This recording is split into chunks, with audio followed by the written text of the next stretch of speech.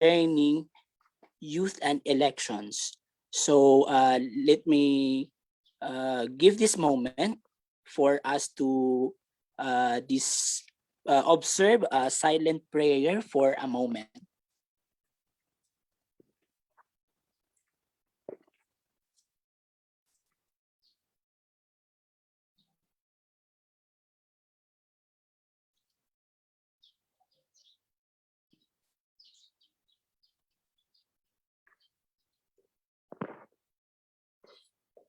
Okay, Alhamdulillah. So before we start, I will call on Ma'am Madet Guardiola for the opening remarks.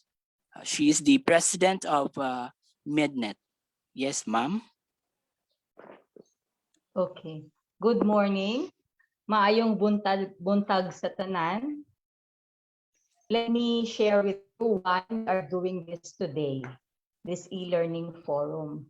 So as we have seen from the introductory video, MedNet, or the Mediators Network for Sustainable Peace, is always on the lookout for areas where people diverge so that we can discover new paths towards convergence and action. So as we provide services on direct mediation as well as training of mediators on in resolving conflicts around issues of like land tenure, natural resource conflicts, community conflicts, we would like to help them develop the lens of such conflict resolution and peace building. And let's focus now on the issues of today, which are very urgent, and that's the starting point of the e-learning forum. MedNet seeks to contribute in the resolution of these issues by facilitating conversations where we can build common ground and take collaborative action. Let's put our sight on 2050. That's a very important year. So one of the most pressing issues we face now is climate change. And many climate emergency activists say that the aim for 2050 is the reduction of carbon dioxide emissions. If we reduce CO2 by at least 1.5%, that would have significant impact on our environment. And we would shift from an impending major catastrophic event, which we are already witnessing now, and towards maybe helping to regenerate the environment. So we all know that climate change is the most pressing issue right now. Again, let's look at 2050. In the previous forum, the first one that we had with Ateneo School of Government, they mentioned that by 2050, majority of our voting population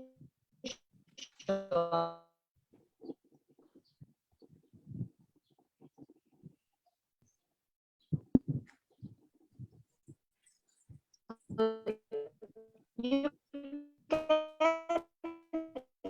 can imagine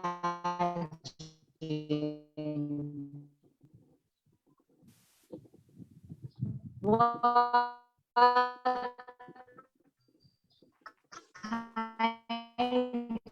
of choices the youth will be making if there were elections at that time. The most critical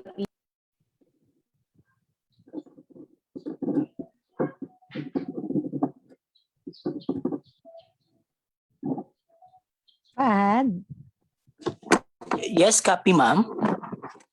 mukhang nawala si Madet. Let's proceed to the next item, please. Okay.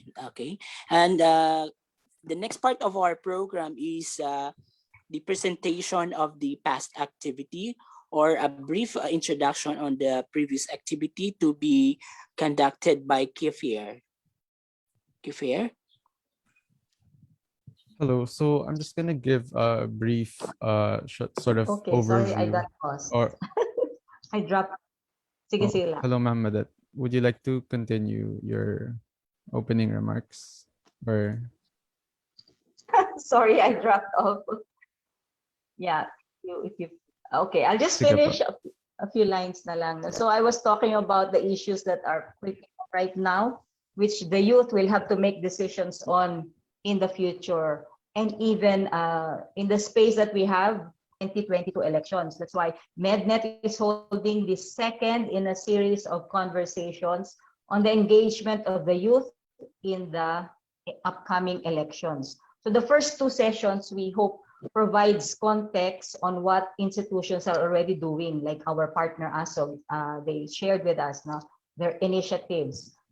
That was during the first forum. And today, we would like to know through this e-learning forum, this is our objective, how the youth are currently engaging in what are the challenges and successes. For the future, we would like to engage the youth in conversations, ongoing conversations on issues where there is polarization among them, and so that we can address the need to understand, gather information that can help them make wise choices and actions during the 2022 elections, whether they're voting or whether they themselves are running for office. So I'd like to welcome all of you. Sorry for the gap earlier. Welcome to this morning's e-learning forum. And yes, Kiefer, you can now provide background on the previous forum. Thank you very much. Thank you, Ma'am Madet. So as I said, I'm just going to give you a brief background of the previous activity. So if you don't know, this is a sequel activity to one we previously held on the same topic. In the previous activity held back in March 17, we had the opportunity to talk to Dr. Ronald Mendoza, Dean of the Ateneo School of Government, who talked about Philippine politics, governance, democracy, and the role of the youth. We also had representatives from youth organizations such as Ms. Sohalia Macadato from Unifil Women and Commissioner Nastunding from the Bangsamoro Youth Commission. And they spoke about their organization's vision, what they think the role of the youth is, and what they think is important to get this demographic to participate. And of course, the work that their organizations are doing to meet their goals and their expectations. The previous activity highlighted the increasing incidence of political dynasties, which traditionally lead to deeper poverty. We also noted that we are in a pandemic, and the recovery from the pandemic will by no means be inclusive. And this means that it's going to widen the inequalities. And as long as we have these inequalities, so will the threat of populism persist. We also took some good things from the previous activity. We noted that there are reforms in the SK law that aim to decrease lessen political dynasties. We also took note of social media as an avenue for education on good governance, through a good governance campaign and political education campaigns, and the need to challenge the disillusionment that the youth are experiencing. So one of the things that were shared during that previous activity was the fact that we are expecting, just based on figures from the Commission of Elections, 7 to 10 million more new registrants. And this is one of the key reasons why MedNet is holding this series of activities on engaging the youth, right? So with this in mind, we've invited Mr. Leon Flores III, former National Youth Commission Chairman, who will be sharing some of his insights on how we can build a more inclusive democracy. And we've also invited Vice Mayor Maureen Villamor from Tulunan, North Cotabato, to talk about her experiences as a youth official and her success stories, and also share her insight on how she thinks we can encourage the youth to participate in politics. That's all. Hope you enjoy this forum. Okay, thank you, Kiefer, for that. Hello, do you copy me? Yes, Fahad. Okay, thank you, Sir Kiefer, for that brief introduction on the previous activity forum. And now we will hear, and he will discuss about the what do you call this, towards an inclusive democracy by the National Youth Commission Chairman Miss Leon Flores III. Yes, sir.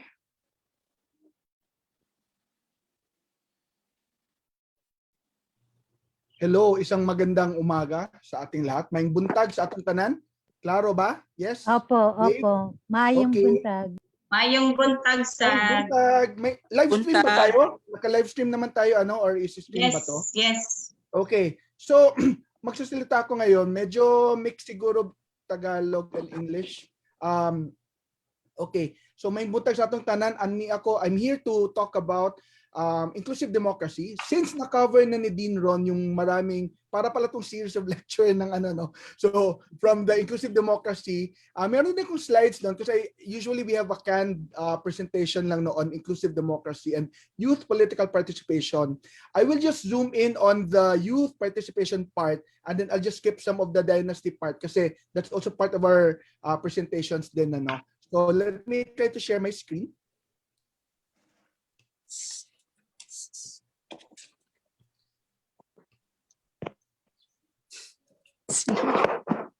Can you see my screen now?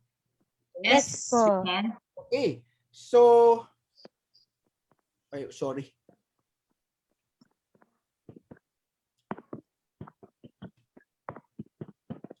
Okay. So, we're here to talk about having inclusive democracy and zooming in on paano nga ba yung kabataan mas mapapaigting yung kanilang partisipasyon. It is somewhat though, misnomer na yung kabataan ay hindi masyado nakikilahok. Meron talaga mga kabataan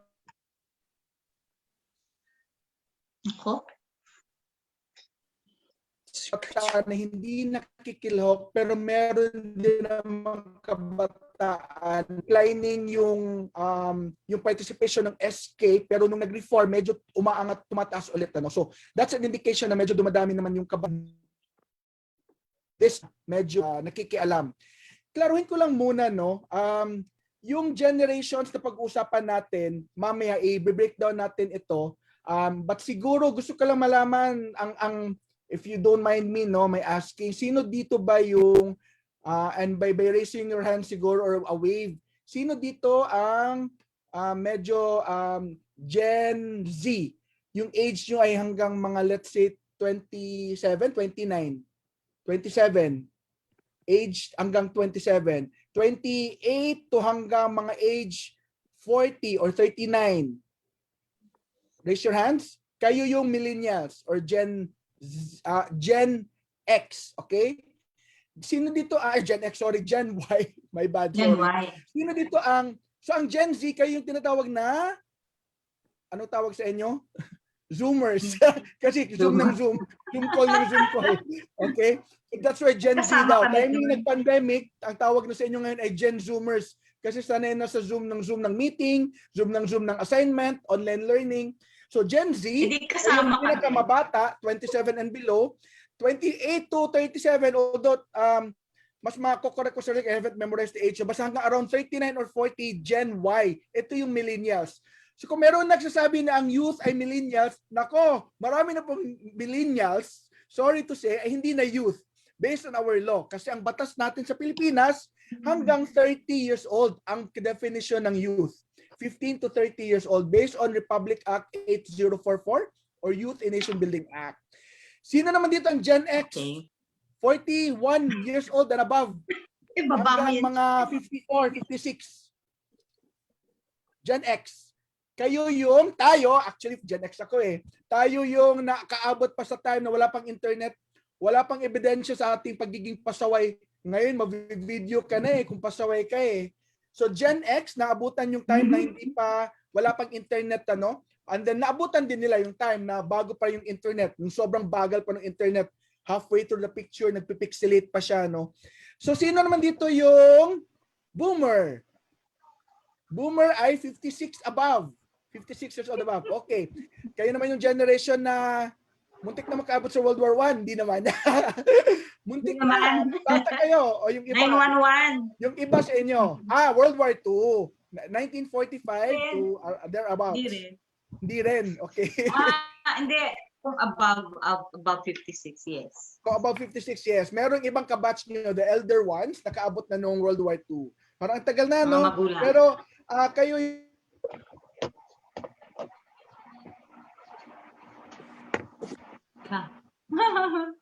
Wala. yung talagang naabutan din yung maraming pagbabago din sa ating mundo. Ano? So, natin, ano? So, I need to talk about inclusive democracy sa kabataan. Ito muna, we are, while I do not speak for Project Participate and for Ateneo School of Government, the opinions that I have do not reflect the opinions of the institutions we are partnering with, but I am a professor of praxis for Ateneo School of Government.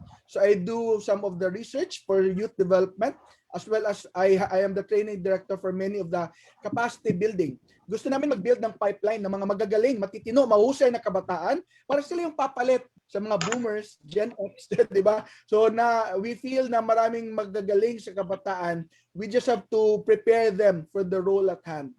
So bahagi ito ng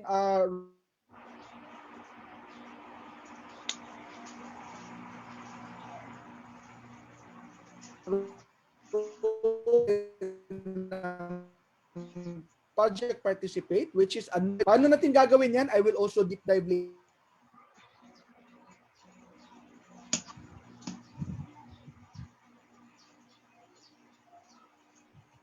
So these are the objectives. Paano yung electoral process?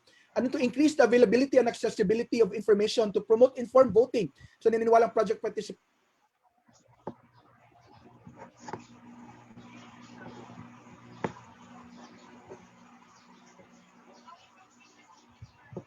na mahalaga na yung pagklase na mga kabataan talaga mananalo. So this is part of the goal, to give information to voters. Ang paniniwala ay pag inform ang botante, kaya nilang gumawa ng isang disente at marangal at mahusay na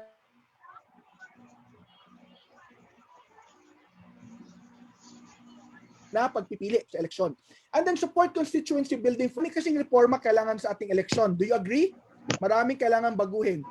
Maraming reforma kailangan ipasa, including political party reform. I think Dean Ron has covered it in the past session. Pero bahagi ng pag-advance ng electoral reforms nito, kailangan talaga merong demand sa mga electorate. Hindi pwedeng tahimik lamang yung public, tapos ang nagpo-push lang nito ay iilan lamang ng mga CSOs, mga academic at mga non-profit organizations or NGOs. Kailangan meron talagang groundswell ng demand na kailangan i-reform ang ating politika. Dahil to be honest, sabi ko nga lagi, yung politika kasi natin nakakabit siya sa lahat ng mga usapin. Like you talked about, may na-mention ni Mama Det kanina, yung climate change. Ang daming issue ng climate change is related to our political decisions. Di po ba? So no amount of tree planting or tree growing will suffice. Kahit ilang bundok pa yung mag-tree planting tayo, isang ordinary lang ng isang konseho o kasya pwede sa ibang minero or open pit mining, maraming pwedeng gawin. Ang 8 tao, di ba? That could co-opt the voice of the majority. So kailangan talaga may mga reformas sa electoral reforms, pero kailangan merong constituency, merong mga tao na political. Ang mga botante ay dapat nag-build ng demand for these reforms. So marami tayong project partners. Pasalamat tayo dahil marami naman ang tumutulong ngayon dahil nakikita ng maraming partners na mahalaga talaga ang kabataan, mahalaga ang political participation. Hindi lamang during election, kundi even after elections. Dapat aktibo tayo. So these are the project activities. May mga research, may mga survey initiatives, merong Pinoy voters vibe na mga kabataan mag-survey din sa mga kabataan, ano ba yung thinking nila, ano ba yung pulso nila. And then there's information on elections and civic education. Kasama na ito. And then capacity building among election stakeholders. So upskill, pagsasanay para sa ating mga election stakeholders, whether watchdogs or youth voters associations, etc. So let's go now to my talk. So again, itong mga pinagsasabi ko dito, wag niyo sisihin natin ng school of government at ang project participate. Marami dito opinion ko, unless I see otherwise, na ito ay pananaliksik or research mismo ng Ateneo School of Government and recommendations. But I will share some recommendations though, which already na-share na rin ni Dean Ron in the past, yung mga, lalo na doon sa Dynasty. So ito yung SONA in 2020. I'm sure parang ang tagal na ng 2020, since the pandemic started. Ito yung nakita natin, outbreak, nagsuffer yung ekonomiya. This one naman is on January. Tumaas yung bilihin, yung vegetables, yung baboy, yung meats, even chicken, nagmahal. Sabi natin, ano nakakainin natin? And then the economy shrink some more. So nung nag-shrink ang economy, sabi nila, ay naku, sige, labas kayo. Pwede, mag-tour guide, mag-turista kayo. Ayan, led by our spokesperson, si Harry Roque. Labas siya ng labas, pakita siya sa Boracay at iba pa, para mainganyo ang mga tao lumabas. Kumain kayo sa restaurant. Pero nung tumaas na yung cases, ayan, lockdown ulit tayo, So meron tayong push and pull. Lalabas ba o hindi? Ngayon, hindi na lalabas. So meron na lockdown kasi tumaas na yung mga cases ulit. But lately, medyo nakakabahala din yung news, dahil 1 million yung COVID cases. Medyo pababa ng konti yung cases from 11 to 12,000 3 weeks ago. Ngayon, medyo 8,000 na. Medyo okay na konti, pero mataas pa rin yung 8,000. Kasi nga,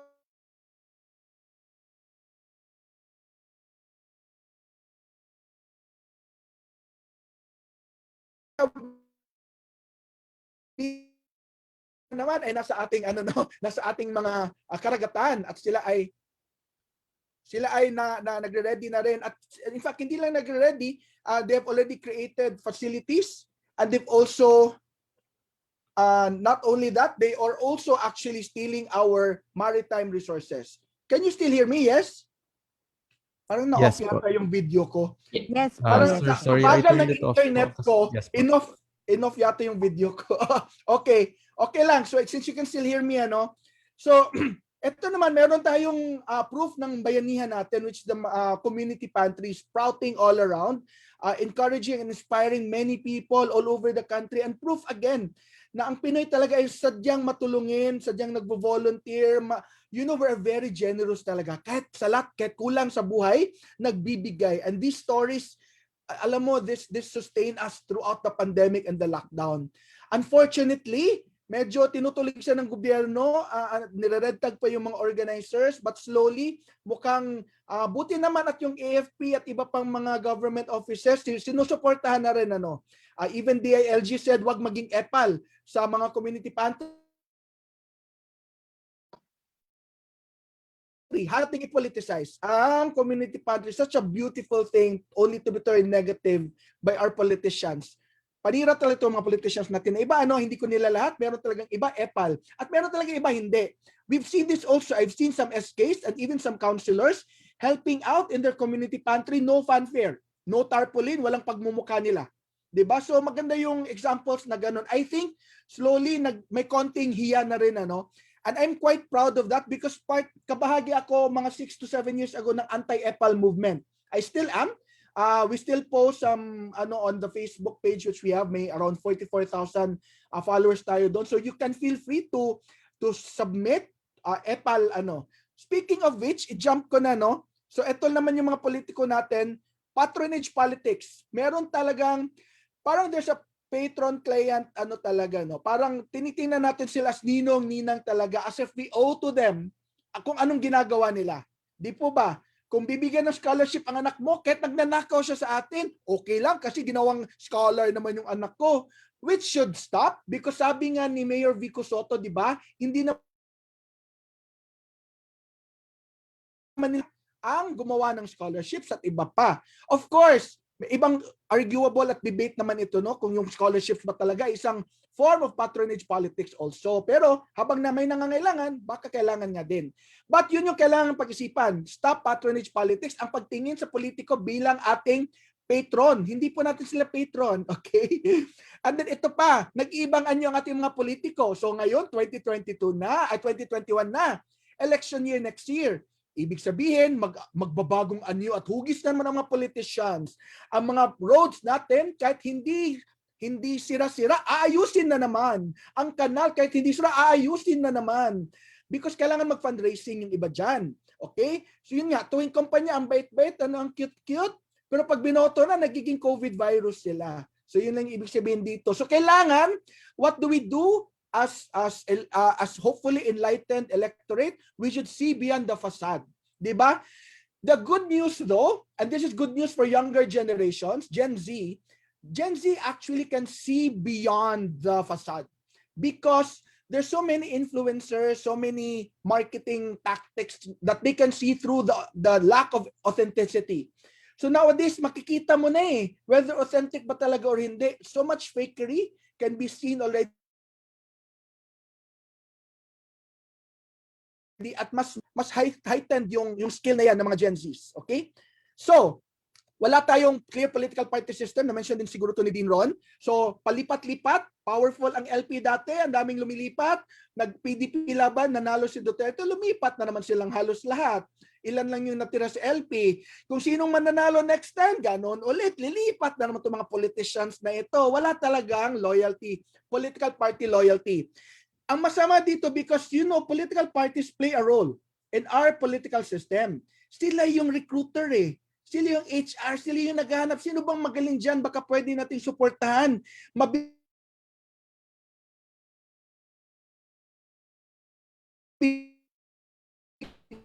ng chance upang manalo, upang kasi again, recruit talent para mayroong pipeline ng bagong politicians. Pangalawa, yung pag-isip or prinsipyo. Kailangan maayos yung prinsipyo ng political party na sinasamahan mo at para ito ay mag-guide sa iyo, magagabay kung paano ka boboto pag ikaw ay nasa konseho, pag ikaw ay nasa kongreso.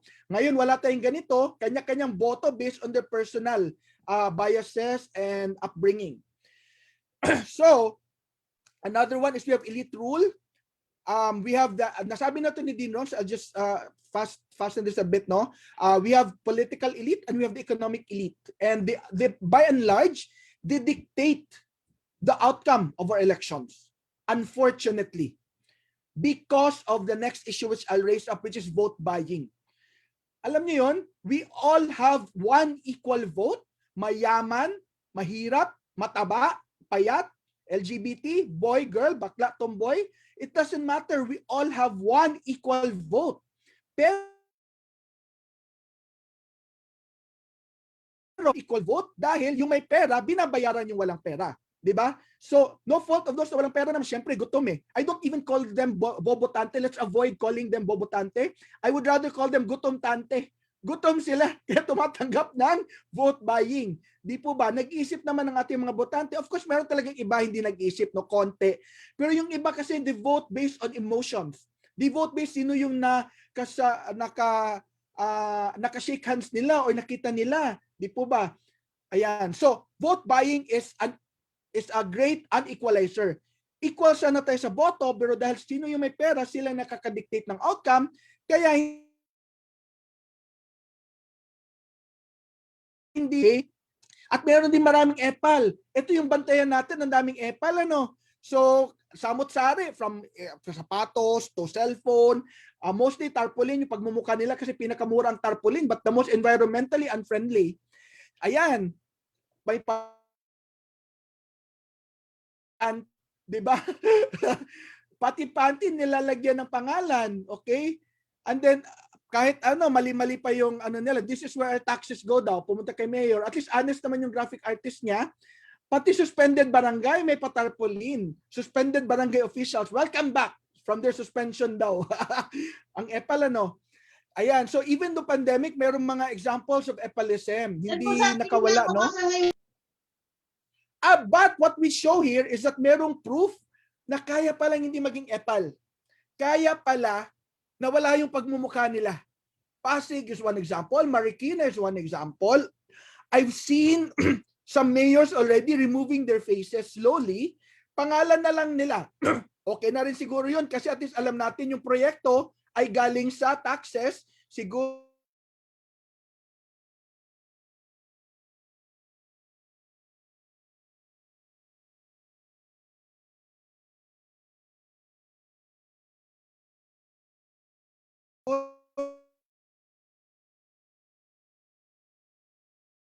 this because na-discuss natin ni Dean Ron, ano? Ang gusto ko lang i-highlight, dynasties cause greater poverty. Kung saan talamak ang dinastiya, saan talamak din ang kahirapan. And the data, ang datos ay nag-indicate nito. Okay? So marami na rin, dumadami every elections. Ang Fat Dynasty, ito yung sabay-sabay. Di ba, dynasty ay sunod-sunod, yung Fat Dynasty sabay-sabay. Okay? So, ito yung kailangan natin, paano ma-avoid ang more Fat Dynasties. Paano, sabi nga sa hashtag ni Vico Soto nung tumakbo siya, hashtag iba naman. Paano ba natin maengganyo ang mga kabataan? Paano ba natin maengganyo yung mga magagaling? Yung mga immersed sa komunidad na tumakbo. You know, before Obama became the first African-American black president, he was a community organizer in Chicago. Diba? He was so immersed even before he became a constitutional professor sa Harvard. But he was so immersed in the community. So we need more examples like that. Si Vico before he became, sorry Vico ko ng Vico kasi kapartido ko yan eh. Shameless plug. Pero before he became mayor, he ran first as councilor. At nag-GWAT siya, nakisali siya sa ASOG na Transparency and Accountability na NGO. So alam niya paano ano yung mga proseso, paano mangurap at paano iwasan ang korupsyon. 'Di ba? Buti na lang doon siya sa kabila, yung paano iwasan ang korupsyon, 'di ba? So again, kaya naman pala ang kayang pigilan ang ibang mga dynasties na pagkatagal-tagal nang kumikita at ginagawang negosyo ang pamumulitika. So 30 years sa Pasig City ang mga Eusebio, it took a Vico Soto, one-termer na councilor to beat them. Dahil, and sabi niya, and this is also due credit to the Pasigueños. Di po ba? Kung walang Pasigueños na bumoto kay Vico, walang Vico Soto. So yun yung lagi din niyang inuulit-ulit. Think about it. Think about if we want parang maging gremlins to, hindi ko alam kung alam na ng Gen Z ang gremlins na pang sumulpot na parang kabote itong mga tulad ni Mayor Vico na mga magagaling, reform-minded, reform champions, kailangan talagang padamihin sila. Pero kailangan din natin padamihin ang mga botante na willing tumaya sa mga bago. Di po ba? So, and that's the beauty about it all. Kailangan maghanda rin. Gen Zs at millennials, hindi lamang pwedeng tumakbo out of nowhere. Kailangan din maghanda para sa posisyon. Otherwise, we've seen that happen all too many times. Out of nowhere, merong tumakbo, magaling naman, pero hindi nakapaghanda sa rigors ng bureaucracia. Hindi rin medyo marunong paano i-navigate yung ano ng procurement process na kasuhan. So talagang merong mga ganong pitfalls also with reform champions before. Paano natin ihanda ang sarili kung tatakbo man upang maging handa at maging ready talaga bago tumakbo. So, the race to 2022 is ready, but I'd like to stress na talagang, sabi nga ni former Senator Benigno Aquino, when the wealth of a country is used by a handful, kung ilan lang, to make the rest of the population virtual slave para tayong alipin, ito ay unhealthy dahil hindi na tayo demokrasya. So yes, we are a besieged democracy. Our democracy is under threat. We have many instances of this. Even when people do not vote according to their will, according to their preference, dahil because of vote buying, because of intimidation, guns, and gold, we are no longer a democracy. Pero dapat talagang palitan, hashtag iba na. Sabi nga ni Mark Twain, politicians and diapers ay dapat palitan lagi because of the same reason. Dahil puno sila ng ebak. Okay, so I'll just stress a few findings from the National Youth Commission. I used to be the chairman ng National Youth Commission. I helped champion the SK reform law.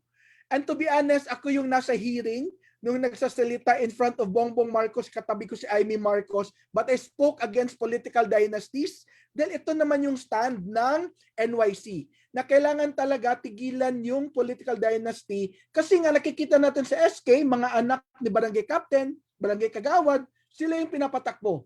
And true enough, when we had the SK reform law, it opened a lot of, nakikita niyo yung marami tayong mga SK ngayon na medyo magagaling. They are magna cum laude, student government leaders. Some of them come from NGOs. talagang babad sa youth development work yung iba. So we are very happy na we were able to slightly open the gateway for political participation starting with SK. And we would like to consider that as a landmark reform. Dahil first time sa history natin may political dynasty provision sa isang batas.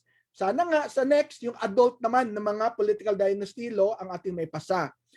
So, ito yung ENYAS. I'll just show you a quick survey, 2,700 respondents ng mga kabataan. Marami naman nagsasabi na political participation is important. Siguro ang opinion ko lang dito, baka hindi lang nila alam kung paano, other than voting. Maybe some of them don't know that writing their counselor is also a form of political participation. Tweeting and tagging their politicians is a form of political participation. Writing the president, being a whistleblower, kung meron silang nakikita sa nila, is also a form of political participation other than voting, other than registering. So maraming forms of political participation, but ang maganda dito, agree naman ang kabataan, mahalaga yung political participation. 6 out of 10 express interest in social and political issues, and they try to influence policies that they feel strongly about.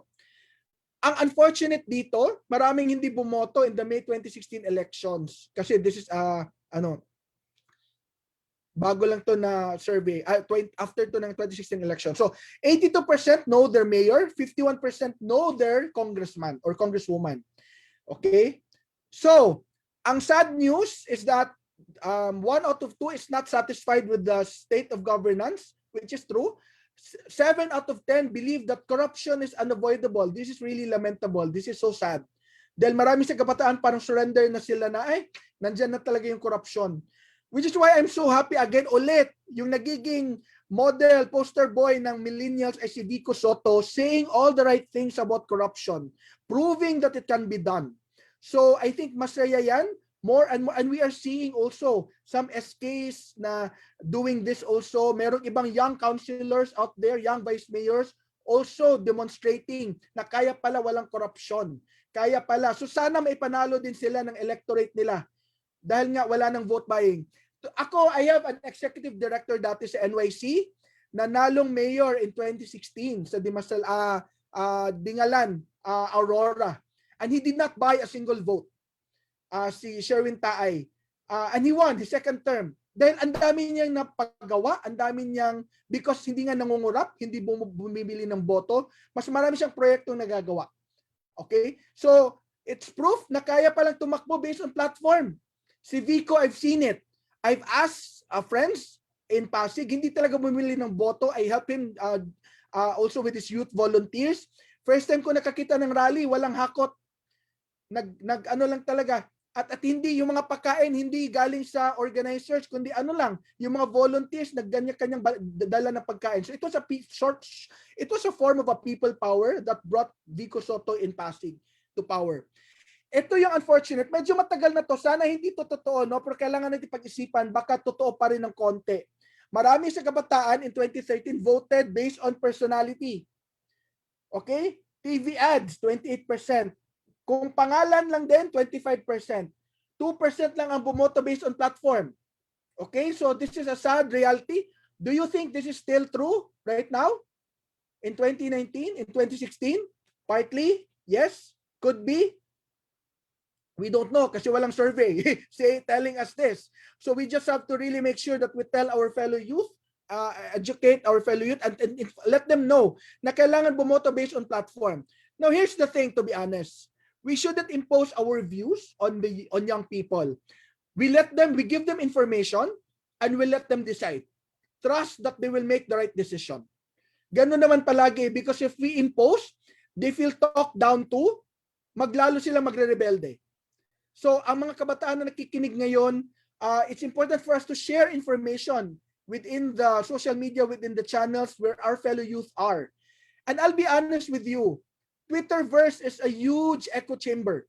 Yung mga nasa Twitter, yung mga woke na sinasabi nila, tinitira ng ibang mga ka-DDS, and I have a lot of DDS friends, pero tinitira yung mga woke. To be honest, the wokes have to get out, reach out, and not be on a high horse, but try to reach out to more people. speak their language. This is what we call deliberative democracy, makipag-usap, makinig, what are they thinking. Hindi pwedeng mag-impose lang tayo sa views natin. Try to find out what they're thinking, di ba? So, youth are really game changers. This is shown in Hong Kong Umbrella Revolution, Arab Spring. Meron tayong Milk Tea Alliance. Very funny, and you can just Google it, paano nabuo yung Milk Tea Alliance between Taiwan, Thailand, and Hong Kong. Kasi masasarap nga naman yung mga milk tea doon, di ba? Pero yung Milk Tea Alliance really started as an anti-China stance. Very interesting, merong sikat na celebrity sa Thailand. Yung girlfriend niya nag-post about Taiwan. Tinira ng mga taga-mainland China ng mga trolls dahil sabi nila hindi country ang Taiwan, part siya ng mainland China. Nakipag-away ngayon ang mga Taiwanese at ang mga Thailanders laban sa China na mga kabataan at mga trolls. Sumali din si Hong Kong. So now they call themselves the Milk Tea Alliance versus the trolls of China. Okay? So masayang kwento to. And it all started with that celebrity, yung isang nasa BL Boy Love na series. So even KKK was started by young people, 26 years old, 28 years old, 29 years old. So kayang mabago ang kasaysayan ng kabataan. Even Patricia Non is a young person. Diba? And she started this maginhawa. She started a domino effect of generosity, of volunteerism. So KKK, first quarter storm during the martial law years, EDSA DOS, which removed ERA from power, million people march, which kind of stopped the pork barrel, pero bumabalik ang pork barrel, mind you, diba, lately. So million people march were launched by young people. Young people also ran before. 29 years old pa lang siya, tumakbo na siya pagka-mayor, and he transformed Naga from a 5th district, 5th level municipality to a bustling city. Okay, so ang ganda na ng Naga City sa Kamsur because sa people empowerment na governance ni Mayor Jesse Robredo. But he started young, 29 years old. So we'd like to encourage more Gen Z, more millennials. Please, pag-isipan nyo na yung political career ninyo. Utang na loob, yung dynasty na pagkatagal-tagal na sa munisipyo ninyo, na sila lang ang yumayaman, sila may-ari ng hotel, sila may-ari ng gasoline station, sila may-ari ng catering business. Halos lahat ng negosyo sila na lang. Pero sila lang yung yumayaman. Hindi ba tayo nagtataka ang poor ng bayan natin, pero sila lang yung yumayaman? Siguro kailangan natin pag-isipan na baka kailangan na talagang palitan ang iba nating mga mayors at vice mayor. Yung mga magagaling, yung mga hindi corrupt, kailangan suportahan. Okay? So kailangan nating tumaya. Yun lang. Hindi ko nila lahat, pero meron talaga. Marami talaga sa mga politiko natin. Kailangan magbagong buhay. Yun lang po. Okay? So we need more young people in government. We need more young people in politics. And unfortunately, if our state of political reforms will not pass, if our state of politics will not change, many young people, the good ones, will just be disillusioned. Yun yung sinasabi ni Dean Ron. Marami lang ang madidismaya. Marami lang, wag na, ba't ako pupunta dyan sa politika? Kailangan ko pang gumastos, ang laki-laki ng gastos, kailangan ng pera. Hindi ka mananalo doon, sasabihan ka ng matatanda. But Vico defied all of that. And many young vice mayors, many young councilors also defied that. Na kaya palang tumakbo, plataforma, laway ang puhunan, pero naghanda rin sila ng good value proposition para sa kanilang mga botante. Hindi pwedeng papogi-pogi lang, gandang babae lang yung bit-bit natin. Kailangan we should show that we have substance, we have a plan para sa ating munisipyo, para sa ating syudad. So, maraming botante na kabataan next year. Ito yung numbers, no, based lang to sa PSC projection, 12.7, pero ang sabi nga ng COMELEC, it will be roughly 7 to 10 million new voters. Okay? So combination na yun ng lahat. Pero kung ang population lang yung titingnan natin, there will be 12.7 million Gen Z. Okay? This is age 10 to 25 years old by next year. 15 million ang Gen Y, kayong millennials. At marami pa sa inyo ang hindi bumoboto, ha? Marami pa ang hindi nakakaboto. Then marami din sa inyo nasa call center eh. Di ba? Almost 2 million, almost 1 million and a half. Those in call centers kasi hindi na nagpaparehistro, kasi hindi rin naman pinapayagan ng mga call centers nilang mag-leave para bumoto. So we need more young people to vote. We need more companies to support leaves of their employees para bumoto at magparehistro. And then there's the Gen X, 10 million. So you add all this 40 million that can change the election. Now, I'd like to say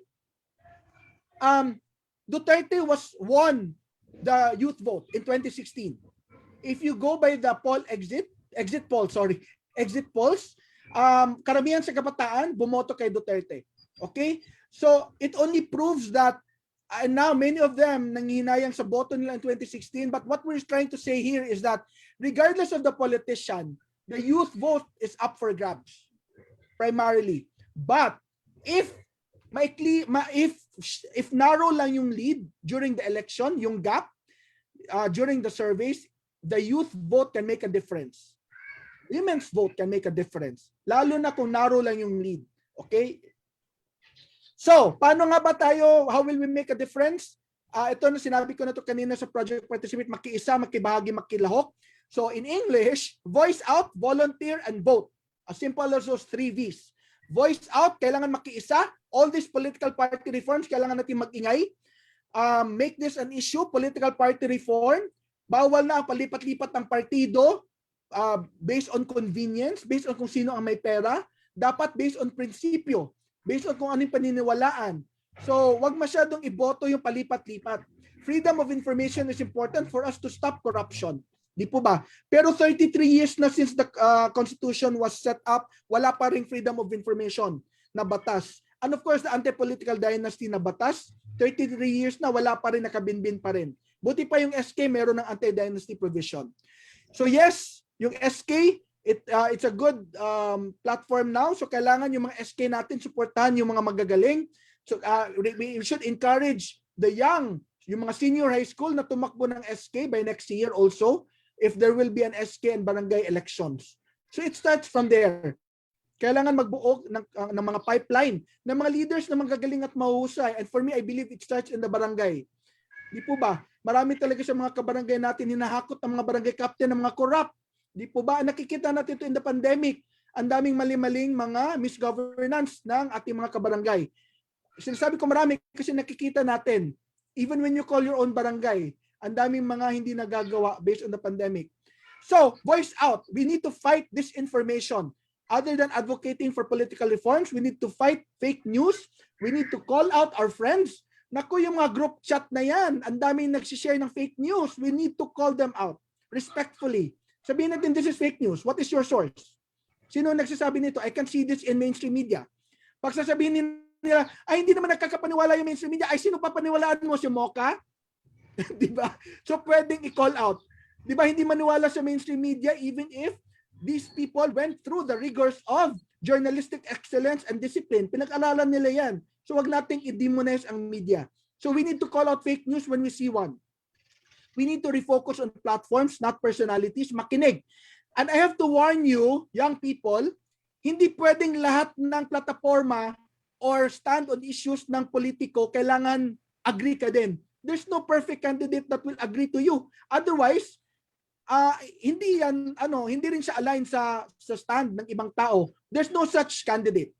So you have to weigh, ano ba yung overall picture? Ano ba yung overall stand niya? Karamihan ba ng pinaglalaban ko? Karamihan ba ng pinaniniwalaan ko? Ganito rin ang paniniwala ng politikong ito.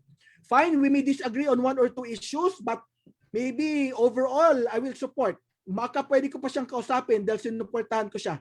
Klaro ba? So that's very clear ha. When you say refocus on platform, don't be disillusioned agad dahil hindi ka pareho ng stand sa lahat. No such candidate.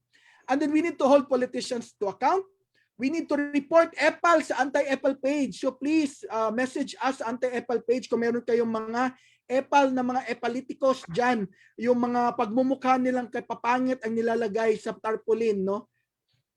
The second one is volunteer. We encourage young people, as simple as volunteering lang talaga. Go out, have yourself registered, volunteer sa mga SK nyo. Ang daming mga SK ngayon, they're running registration campaigns. Maybe just a tip when we encourage or when we run voters registration campaign, you know one of the hindrances? When you go to the COMELEC website, kailangan mo pa mag-download ng application form, kailangan mo pang mag-print. Oh my goodness, ako nga walang printer dito sa bahay. And then you expect young people, young voters, magkaroon ng printer. Di po ba? So maybe as part of your mobilization, if you want more young people to be registered, baka we need to provide them the tools, including printed copies of the application forms. Di po ba? So, that's just one of the things I remember na kailangan concretely we should do if we want more young people to be registered, if you want to volunteer for these campaigns, but volunteer lang, volunteer sa community pantries, volunteer kayo sa mga politicians that you believe in. Of course, you could be disillusioned, that could happen. Eventually, the person you voted for might betray you, and that's possible. Okay? So what's important is siguro kailangan tumaya, wag masyado ma-disillusion agad dahil bata pa naman kayo. There will be room for mistakes, wag lang damihan, wag lang major. Okay, but volunteer please. And we've proven this naman, young people do volunteer. Mataas naman tayo sa volunteerism index sa mundo. So we just need to volunteer for more political stuff. And when I say volunteer, huwag mag-volunteer sa pamimili ng boto. Di po ba? Yun lang. Huwag mag-volunteer sa pag-e-epal, mag-stick ka ng mga poster. You violate COMELEC rules, maglalagay ka sa mga trees ng mga poster ng politiko mo. That's the wrong kind of volunteering. Okay? And lastly, we need to vote. As simple as that. Register, have yourself registered, magparehistro, bumoto. Sino man nagsasabi na walang silbi ang isang boto, can look at this news. One vote can make a difference. Nag-coin toss nga dahil nagtay yung isang munisipyo sa Palawan, nakabalik itong isang mayor doon dahil nag-coin toss sila. One vote can actually make a difference. And if all of us value our vote, we can really create changes in our communities and our municipalities and cities. So, eto naman, kung wala talagang pagpipilian, magparehistro pa rin. Siguro kung ang pagpipilian mo ay isang corrupt na mayor, tapos yung tumatapong challenger naman ay land grabber na nag-ano ng mga lupa at yuta, wag na. Pwede mo namang i-blanco yung nila, none of the above, nota. Do you agree? You don't have to force yourself to make a vote, but vote nonetheless, go to the precinct. Alam nyo bakit? Sa ibang bansa, ang tawag dito ay protest vote or the white vote. This is our signal to them na, hey, hindi kami pabor na kayong dalawa ang tumatakbo. Kaya there's 40% of us voting nota or none of the above. That is the window for the next reform candidate. Do you agree? Can you imagine? If you don't vote for any of them, that gives them an idea na matatakot sila. And they might deliver. Because alam nila na ganun karami ang hindi bumoto sa kanila. So you don't have to force the issue. Pwedeng magparehistro, pwedeng pumunta sa presinto during voting day. But if ayaw nyo talaga sa mayor na tumatakbo, edi blanco, leave it blank. Dahil ngayon binabasa naman ng machine agad-agad yung boto nyo. Unlike dati, di ba? Naalala pa natin Gen X at Boomers, pwedeng wag i-blanco dahil pwedeng lagyan nila ng yung boto mo. Di ba ngayon, because of the machine, wala na. That is already removed. And then vote buying, please. Tanggapin nyo na, lalo na yung mga walang kaya. Tanggapin nyo na, but pwede nyo i-report, pwede nyo i-post, pwede nyo rin i-donate. Yun lang siya, para hindi kayo makonsensya. Okay? And then we need to vote out trapos, plunderers, and dynasties. So yun lang. I'll end with this quote. I hope that young people will replace the many corrupt dynasties, politicos, traditional politicians. And we need more young people to follow the examples of Jesse Robredo, who ran at the age of 29 years old, naghanda, hinanda ang sarili, prepared themselves, because success is when opportunity meets preparation. Di po ba? Sabi nga nung quote, preparation and opportunity. So when the opportunity is there to run for SK, run as barangay kagawad, run as barangay captain, but prepare yourself. But ang mahalaga dito, when you run, when you register and vote, when you volunteer, when you voice out, we need to learn the guile of the serpent. Anong ibig sabihin nito? Dapat alam natin yung game. Dapat alam natin yung laro. Paano ba? Gaano kadumi ang laro? Anong ginagawa ng kalaban? Anong ginagawa ng mga traditional to keep the purity? Ito yung laging sinasabi at kinikwento ni the late Senator Raul Roco, who was my first president na binoto ko in 1998 and 2004. So, he paraphrased a quote from the Bible. So again, alamin nyo, ang guile of the serpent, but keep the purity of the dove. Yun lamang po, I hope you keep that in mind. Maraming salamat, mabuhay ang kabataang Pilipino.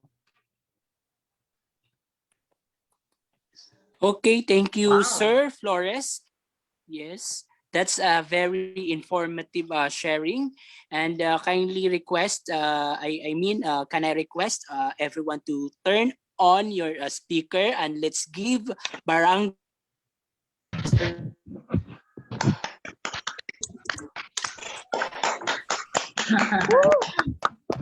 Okay.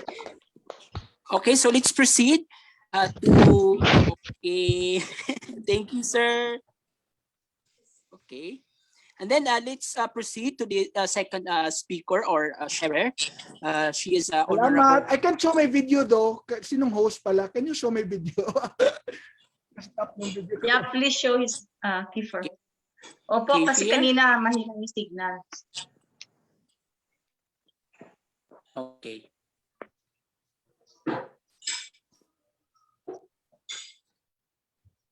Go ahead, Fahad.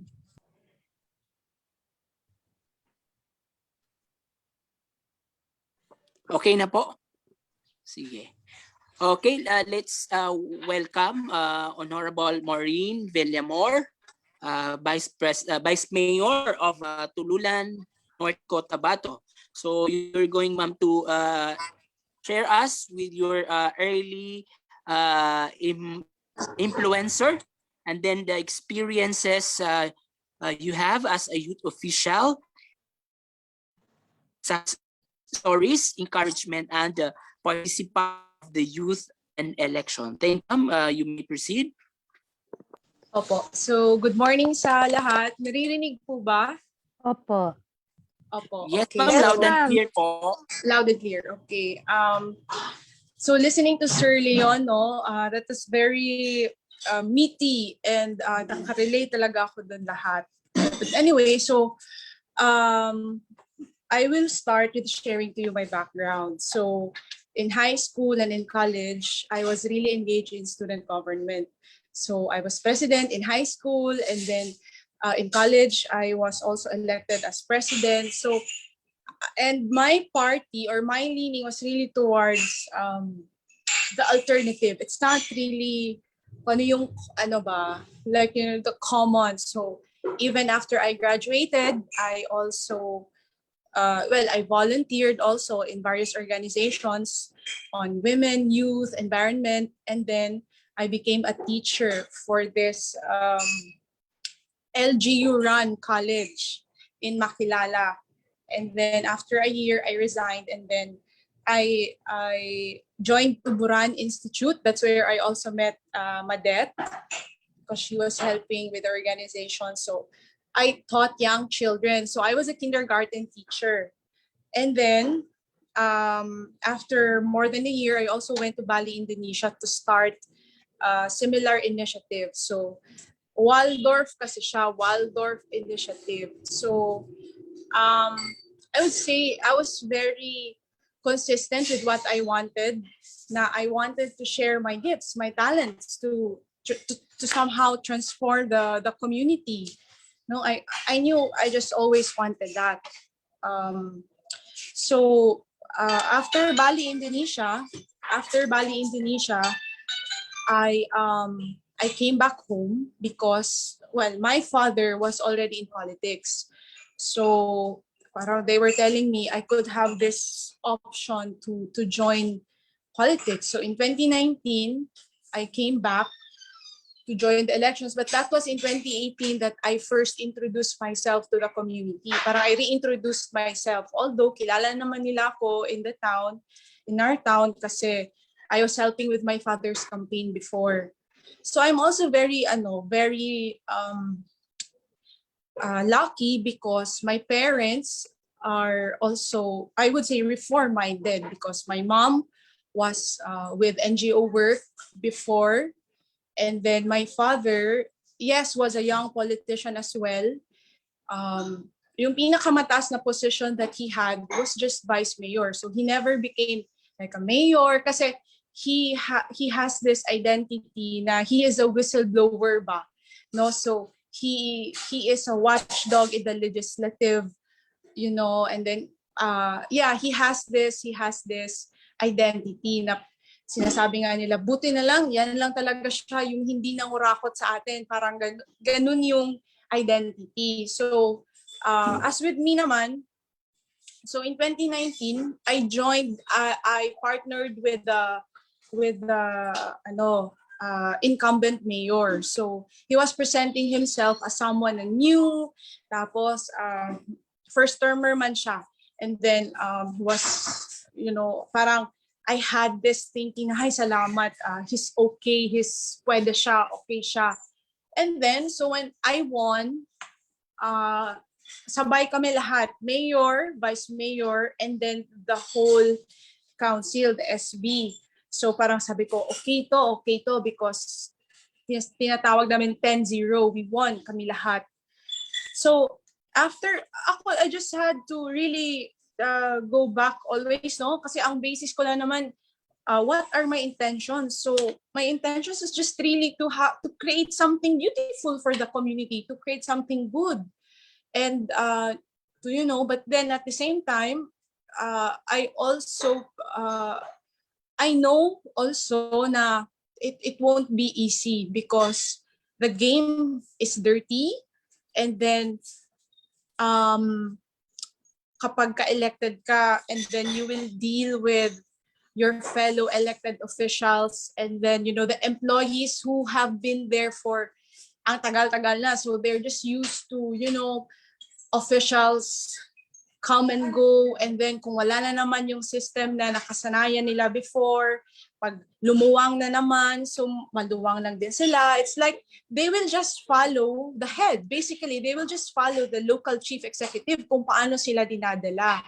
So ngayon, if you remember, in October 2019, we were struck by the earthquake.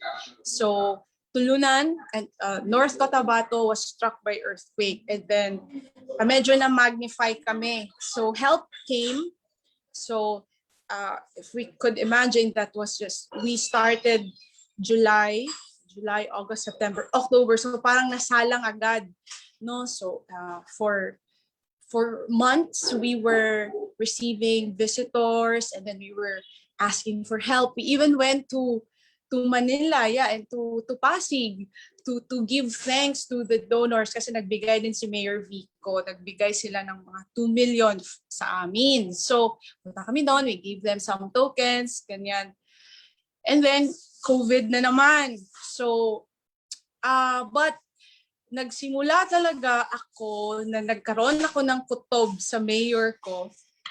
So this is how I am navigating ba, no, the what decisions I should make. Kasi unang-una doon sa earthquake, I noticed why is he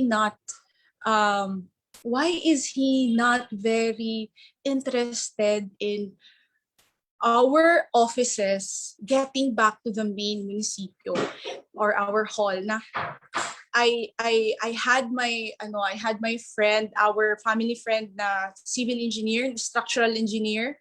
I introduced them to each other, and then sinabi ng structural engineer namin dito sa province na, Mayor, pwede naman kayong bumalik dun sa munisipyo nyo kasi konti lang yung damages. And then sabi ni Mayor, silang, hintayin lang natin yung GSIS, yung issue branch. So parang doon nagkakutob na ako, there is really something. So sabi ng iba, sabi ng parents ko, yan, ayaw lang yan ni Mayor para makabalik kayo agad, para ma-prove niya na yung munisipyo, kasi yun yung sa dating mayor na parang gusto niyang ipakita sa public, no? Kita nyo, nasira nga agad, hindi nga talaga, parang ganun yung thinking nila. But as for me naman, I was really, yung feeling ko, bakit kaya ayaw niya agad makabalik? Or ano ba, pwede niya naman mag-take ng risk, like gagastusan niya lang, sinabi pa nga ng structural engineer, you will just spend 2 million or 3 million, hanapan lang muna, and then,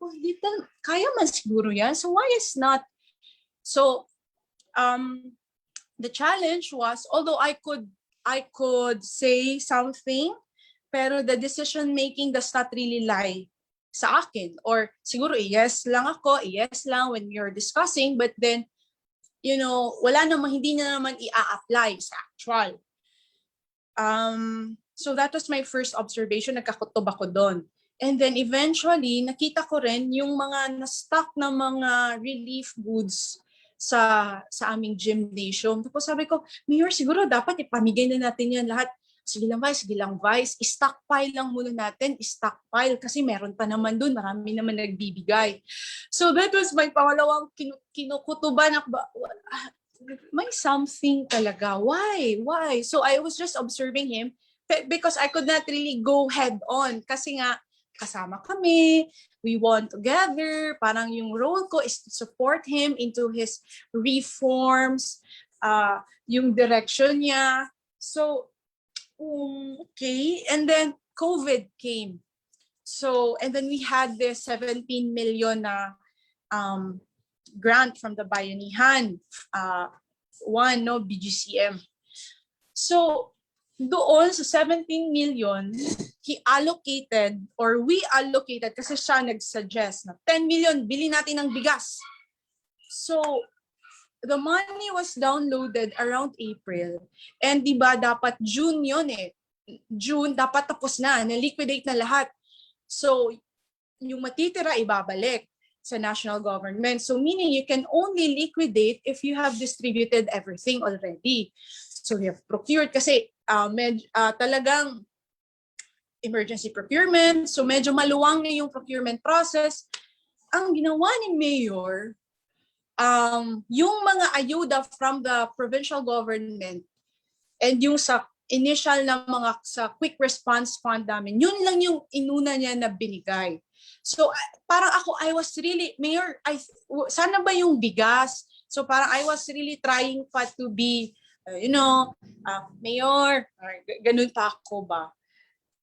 But sa family table, sa dinner table, kasi April, May, so sabi, di ba may bigas na 10 million kayong inallocate? So nasan na ba yun? We need it na. Pamigay na yan. Yun yung pressure ba sa dinner table sa akin. Sinabi ko naman kay Mayor, sabi niya, andun lang daw sa warehouse ng supplier. So May and then June, sabi ko sa mga fellow konsehal ko, kasi may mga traditional politicians then within the council. Tapos may 3 na new na parang na-influence na rin ng tradition ng mga kasama. Kasi this in politics, I think people really become insecure because they need to survive ba? Political survival. Yun yung parang center ng nagiging intention ba? You appear here and there para syempre eventually you will survive. Pakikita ka ng mga tao. Parang it's yun ba? So siguro I thought na okay to kasi before election time, but then nung umupo na kami, and then parang sila na lang palaging nag-usap.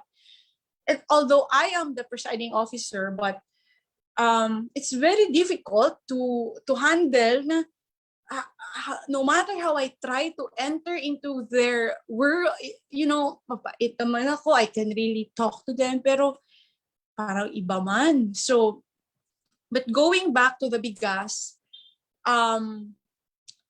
hindi niya talaga binigay. Binigay niya lang August. So, imagine that, August, niya na binigay na ang mahal-mahal ng bigas, pagbili at 2,200 per sack.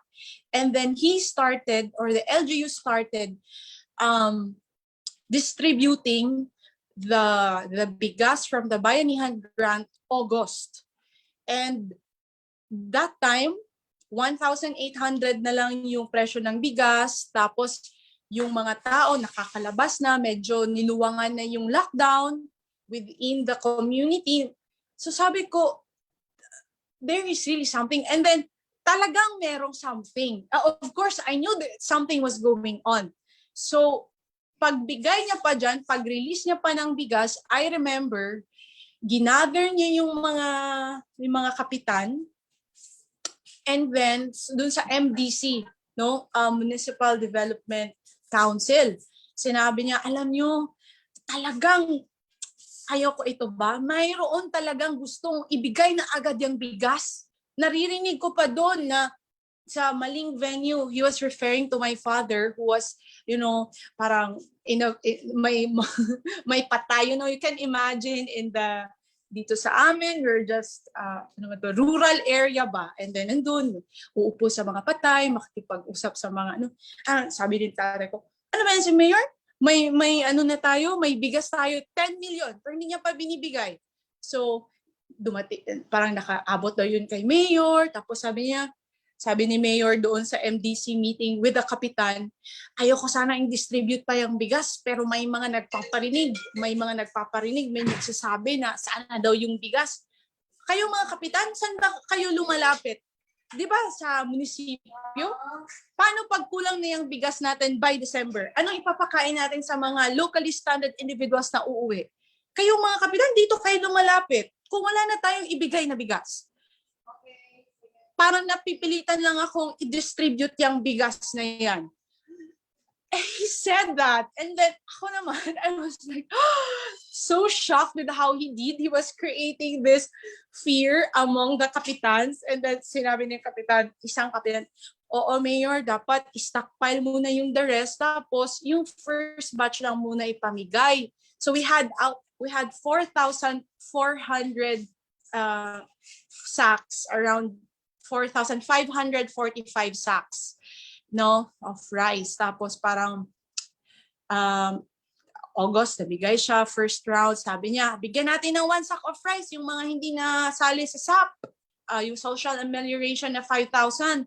Tapos, hindi yun natuloy. Sabi naman ng DSWD, ay 25 sacks lang yung kaya natin.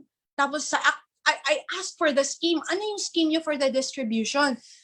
Eto Vice, hindi kasi kaya na 1 sack of rice yung ibigay natin sa mga left out. So 25 kilos. Tapos the next day or the next week, sabi, ay Vice, hindi kaya yung 25 kilos.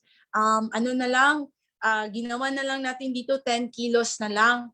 Ha? Ano ba yung klaseng scheme ninyo? So, no matter how much I wanted to question, but my counsel was not with me ba? My counsel was not with me kasi finifeed na din sila ni Mayor. So, I was like, ano ba to? Parang, I was in a situation na, whew. And then, sabi pa, ay, Vice, hindi na kaya yung 10 kilos, doon na lang, 5 kilos na lang. Tapos, okay. Tapos, pag nakarating pa sa akin ang mga report na kulang yung 5 kilos, hindi umabot ng 5 kilos, 3.5 kilos lang. So, oh my God, I could imagine when binabalikan ko yun, I was really so angry. And then, sinabi ko, I called up the media, tapos pumutok sa media, what happened, plus pa yung kawawa na situation namin sa quarantine facility namin, na nag-approve kami ng budget na 1 million para sa quarantine facility. Tapos pag-visit ko doon, yung pagkain, kulang-kulang, yung situation, dirty kitchen, why is it like this? So, pumutok sa media, sa the provincial-wide media ba. And then nakita ni Mayor yon na sabi niya, early na namumulitik kasi si Vice. Early politicking. This is early politicking for the Vice Mayor to do this. Mga ganyan. Tapos, and then I decided to leave the group kasi parang mahirap sila i-head on kapag kasama man tayo sa group. And then here pa our parang provincial boss sa governor ba na sasabihin niya na, Amao, you have to fix that with your mayor. You have to don't be too with your mayor kasi alam mo naman politics is jealous. So she was like that, and then for me, how do I patch this sa sarili ko? How do I do that? So, but of course, I'm very happy kasi with the family, ang sinasabi lang nila, syempre kung ayaw mo na, then we will support you. Kung ayaw mo na makipagsama sa kanila, then we will support you. So, yung naging initiative ng nanay ko, ng mother ko was, kailangan natin ipaintindi to sa mga tao. Kasi si Mayor, magaling siyang magdrama. He really knows how to do that. He really knows how to, make people, or make himself appear to the people na he's the one who's very concerned, like that. So, so what we did was we tried to, gather people when we observed as much as we could the minimum health protocols na. And we made I made a presentation. We made a presentation na anong nangyari nung lindol. This is everything that we've gathered. And na money, na mga donations, and then sa COVID, ano yung nangyari? Ito yung pera na ginastos natin, ito yung dumating na pera, this is what we have approved sa Sangguniang Bayan. Easy approve nga lang kasi nga 10-0, no? I was asking my council, sure na ba talaga kayo? Approve nyo na ito? Approve man daw. So, what could I do? So, yun yung ina-explain ko ba? So, parang in a way, addressing also political survival, but on my part, kasi parang ako na lang isa, di ba? I parang detached myself from the party. So, paano yan? Kasi they will really go against me. Sabihin na, si Mao, siya na yung kontrabida, siya yung, you know, they could have their narrative na like that, yung storylines nila ba na papaabot sa mga tao. So, kasi we are a small community lang man. Our voting population, mga 35,000 and then 29 barangays. And then, you know, parang yung culture is, dapat wag mo lang awayin si Mayor Vice, patapusin mo lang siya. Patapusin mo na lang si Mayor kasi ikaw naman talaga yung next. Sabi ko, bakit? I'm just doing my job. I just want to do my job. This is not about me running in the next elections as mayor, but really just doing my job. Parang, pero Vice, kalma lang, wag ka lang, ano. So, you know, this, so, how do I deal with all of that? So yung pagpapaintindi sa mga tao, we called up people out of our initiatives, a family, and then, yeah, it could be part of that political survival on my part, but really, it's more of, you know, really just presenting to the people what happened because this was denied ba sa kanila, sa amin, sa populace, because telling the people, you know, transparency, hindi man masyado transparent sa munisipyo.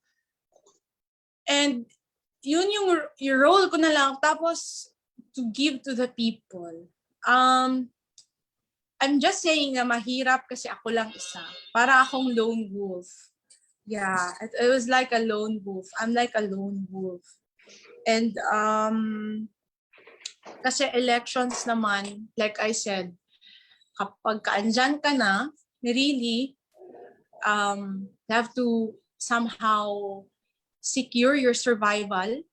Pero sa akin, I wasn't really thinking about that. Parang what I was doing naturally, in a way, was already addressing my survival.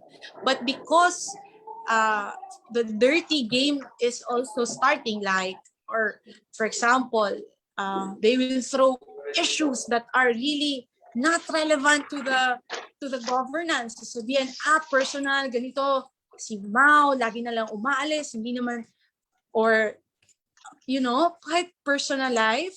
So it's just nothing to do with anything with what I am doing as a public servant. They will just, yeah. So, well, yeah, I think it is just really, you know, not balancing or, you know, surviving the dirty game, but at the same, your focus towards reform. So, yeah, I would just like to comment about yung sinabi ni Sir Leo about epalism. Yeah, I think the source of that is, you know, the insecurity of these politicians, because they have to, you know, you will have rivals and you want to be sure na parang ano ka pa sa mga tao, na mabango ka sa mga tao. That's yeah, politicians have that really. Na parang, dapat siya lang yung nakikita naman exposed, na dapat parang, yeah, because, you know, you have these mga events like fiesta sa barangay na kailangan mong pupuntahan. So you have that, sabihin natin parang exposure para ma-feel down ng mga tao na you're there. So, no matter how much we want na laway and yung kapital natin and then yung reform, sana ganyan, sana talaga ganyan. But the reality is that, you know, everyday people, have concrete needs. They will go to you and they will ask for money because may problema na hospital, kailangan hospital na disgrasya, magpapadialysis or pupunta ng patay doon sa relatives nila, kailangan ng panggasolina, kailangan ng sasakyan, kailangan so you have to how do you provide this to your people? Kahit na hindi mo naman talaga yan role kasi in my case, my role is just as a vice mayor, watchdog kung anong ginagawa ni Mayor Jan. But, the reality is that, nalapit ang mga tao sa'yo and then, ang inisip ko, yung problema nila, it's like this, it's big like this, and kung, for example, magpapakita ng billing ng hospital na natin 10,000. So, ano bang kaya kong ibigay sa 10,000? I could not address that. Kahit pang i-refer ko yun dyan doon sa provincial hospital, i-refer natin sa congressman or sa makapagbigay ng funds, matatagalan pa. Kailangan niya ng pangkain kung babantayan niya doon. So, talagang magbibigay ako. Kailangan bigyan. So, maybe I can just give 500 from that 10,000 na need niya. So, tingnan ko, it's just talagang katiting lang yung address ko. Pero nagbigay ako because she needs it. So, I'm saying that's part of the daily rigors. Like in my case, wala naman ako money. So, I'm just relying on my sweldo to do that. Wala naman din akong donations na fund from the LGU. Kasi, bawal naman daw yan sa mga legislative na may donations dyan. It's just the executive's role. Okay? So, I get everything from my sweldo. And then, lahat, dami. So, what I'm doing, aside from that, ginawa ko, nag-network ako with the line agency. So, I'm very lucky to have established a strong linkage with the Department of Agriculture, for example. So, I am supporting our farmer groups, farmer associations. So, lahat ng mga request nila, tinutulungan ko doon i-present sa Department of Agriculture. And luckily, yun, nabibigay. Sabi nila, Vice, dati wala man ito sa amin, ilang years pa before mabigay yung request. Pero ngayon, good thing kasi andyan ka, nag-help, mag-facilitate. So that's just what I can do for them. Kasi at least direct na ba sa mga other line agencies. Tapos, for example, bibigyan ng mga, let's say, corn farmers kasi may ayuda man yan sila from sa regional office ng DA. So, magbigay ng list ng nung mga hindi pa naka-receive before kasi mismo yung mga farm technicians parang yung sinasubmit ng mga list doon, yun lang din yung mga friends lang din nila ng mga farmers. So, yung iba na hindi pa naka-receive before, na happy kasi Vice dati wala man ito, those things ba. So, going back doon sa how do we influence our voters to vote for those who are reform-minded. Well, yeah, parang may build-up yan. I think may build-up. For example, ngayon, di ba parang na yung sinasabi, ay Vice, magtakbo ka Mayor, Vice, patapusin mo na lang si Mayor kasi last term yun naman, by 2025, ikaw na talaga yan, patapusin mo lang talaga. Tapos yung fear naman ng iba, kung patapusin pa natin yan si Mayor, baka marami pa siyang makorap. Yung sabi naman, tapos yung iba naman, yung fear naman nila, is that, baka matalo ka VM kung magtakbo ka ng Mayor. Mau, baka matalo ka kasi si Mayor, magaling talaga siya maglaro sa elections, magaling siyang maglaro. So, baka kung matalo ka, paano na lang yung Tulunan? Whereas, kung mag-remain ka lang as Vice Mayor, at least andyan ka pa, and then pagkatapos ng term ni Mayor, ikaw na talaga. Tapos yung iba naman sabi, what if may patakbuhin si Mayor, either yung wife niya or yung anak niya, so kakayanin mo ba yan? You will still parang kakalabanin mo yung resources ng munisipyo pagdating ng elections. Kung ganyan ba, these things. Pa sa akin naman, alam niyo po, it's not really about the position. Parang willing to serve ako kahit anong position. Pero tinitingnan ko na hindi basta-basta yung kailangan na pagbabago for our town. And I recognize how, kumbaga, yung preparation, yung degree ng preparation, personal preparation, hindi lang dun sa regarding sa campaign, not just really about winning the elections, but really winning change. Parang, how do you go about the change? How do you deal with, with the department heads, for example? How do you deal with the department heads? Paano yan? Yung mga engineering dyan, how do you tell these people, oy, magtrabaho kayo, And they've been there. And then recently, I attended our AIP, our annual investment planning. And then makikita mo talaga pabalik-balik na lang yung mga proposals nila. Kasi after dyan ng mga proposal, for example, umaabot ng, let's say sa engineering namin, 1 billion yung planning, yung sa budget proposed nila, wish list. Pero at bibigyan lang din ng budget ceiling na 10 million, 7 million. So how will they, parang wala na yung enthusiasm but to really make something, to be innovative kasi, kasi sasabihan ka, okay, prepare your wish list. Departments, prepare your wish list. And then during the process, ang pangit, hindi enthusiastic, talagang dry, just purely, so ito yung namin, this is the budget, presentation namin, concreting ng road, ng ganyan-ganyan, wala man, tapos parang at the end, sabi na, sige lang, bigyan lang man din kami niya ng 7 million, so paano namin yan? So, these realities, for example, aming local agriculture office, may mga proposals, ganda ng proposals, and then, aabot yan ng mga 50 million. Pero sa actual, from the LGU fund, bibigyan lang ng less than 2 million. So sila, parang sad. So, I observed during the process, the planning process of budgeting, na sana yung planning process ba na para give the enthusiasm na okay, so how do we really go about our priorities na magiging realistic siya? Ganyan ba? But it was not there. For example, sa social waste management, paulit-ulit daw na problem, may bago na po tayong garbage truck, pero problema pa rin yung segregation kahit na sabihin na hindi namin kunin yung mga basura nyo kung hindi nakasegregate. Hindi namin kukunin, pero after ilang days, tawagan din kami. So wala naman din kami choice, kunin na lang namin. So, kaya pagdating doon sa sanitary landfill, doon pa mahihirapan pa, segregate.